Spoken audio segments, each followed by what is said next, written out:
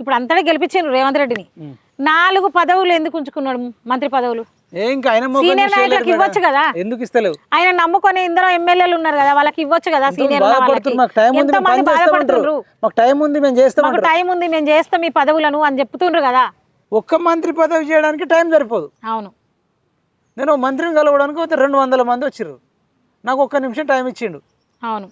ఒక్క మంత్రి పదవికి ఇంత ఉన్నది అట్లాంటిది 4 మంత్రి పదవులు పెట్టుకున్నాడు ఏడ టైం ఇస్తాడు ఎవరికి పని చేస్తాడు